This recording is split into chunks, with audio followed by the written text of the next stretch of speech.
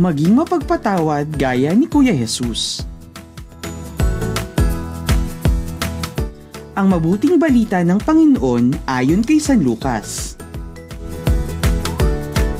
Noong panahong iyon, sinabi ni Jesus sa kanyang mga alagad, "Subalit, sinasabi ko sa inyong mga nakikinig sa akin, mahalin ninyo ang inyong mga kaaway at gawan ng mabuti ang mga napupuot sa inyo. Pagpapalain ninyo ang sumusumpa sa inyo at ipanalangin ang mga nang-aapi sa inyo. Kapag sinampal ka sa isang pisngi, iharap mo rin ang kabila. Kapag inagaw ang inyong balabal, huwag mo ipagkait ang inyong damit. Bigyan mo ang bawat humihingi sa iyo at kung may kumuha ng iyong ari-arian, huwag mo nang bawiin pa ang mga iyon. Gawin ninyo sa inyong mga kapwa ang nais ninyong gawin nila sa inyo. Kung ang nagmamahal lamang sa inyo ang inyong mamahalin, anong pagpapala ang nararapat sa inyo? Ang mga makasalanan man ay nagmamahal din sa mga nagmamahal sa kanila. Kung ang mga gumagawa lamang ng mabuti sa inyo ang gagawan ninyo ng mabuti, anong pagpapala ang nararapat sa inyo? Kahit ang masamang tao ay gumagawa rin yan. At kung ang makakabayad lamang ang inyong pautangin, anong pagpapala ang nararapat sa inyo? Kahit ang masamang tao ay nagpapautang din sa kapwa nila masama, sa pag-asang sila'y mababayaran. Sa halip, mahalin ninyo ang inyong mga kaaway at gumawa kayo ng mabuti sa kanila. Magpahiram kayo na hindi umaasa ng anumang kabayaran. Sa gayon, malaking gantimpala ang tatamuhin ninyo at kayo'y magiging mga anak ng kataas-taasang Diyos, sapagkat siya'y mabuti kahit sa masasama at sa mga hindi marunong magpasalamat. Maging mahabagin kayo tulad ng inyong ama na mahabagin. Huwag kayong humatol at hindi kayo hahatulan. Huwag kayong magparusa at hindi kayo parurusahan. Magpatawad kayo at kayo'y patatawarin. Magbigay kayo at kayo'y bibigyan din. Hustong takal, siksik, liglig at umaapaw pa ang ibibigay sa inyo, sapagkat ang panukat na ginagamit ninyo sa iba ay siya ring gagamiting panukat sa inyo.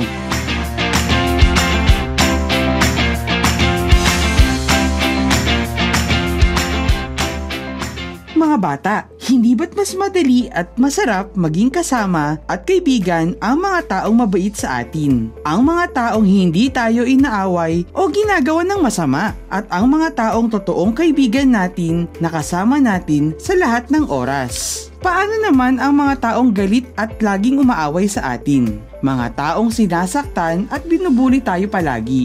Kaya ba natin silang mahalin at maging kaibigan? Iyan ang nais ni Kuya Jesus na matutunan natin ngayong linggo mga bata. Ang matutunan nating tanggapin at patawarin ang mga taong gumawa sa atin ng hindi maganda. Si Kuya Jesus ay mapagpatawad mga bata. Ipinakita niya ito sa lahat noong nakapako siya sa krus. Sapagkat siya ay Diyos at may kapangyarihan. Sa halip na magiganti o kaya ay pagsalitaan niya ng hindi maganda ang mga taong nagparusa at nagpako sa kanya sa krus, ay sinabi niya, "Ama, patawarin mo sila sapagkat hindi nila nalalaman ang kanilang ginagawa." Sa halip na parusahan sila, ipinagdasal ni Kuya Jesus ang kanyang mga kaaway. Tanda ng kanyang pagiging mahabagin at mapagmahal. Hindi madali ang magpatawad mga bata.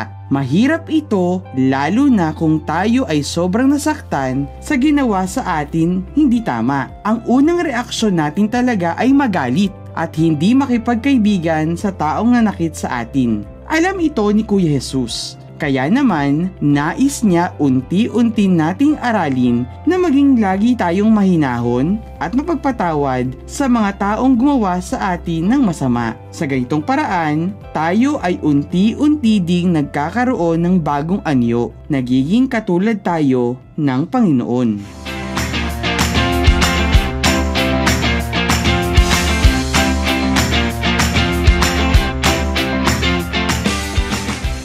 Tayo magiging mapagpatawad tulad ni Kuya Jesus. Una, laging manalangin na tayo ay magkaroon ng pusong mapagpasensya at mapagpatawad katulad ni Kuya Jesus. Magdasal tayong magkaroon ng pusong hindi gumaganti ng masama. Sa halip ay gumaganti ng ikabubuti ng iba, lalo na ng kaaway.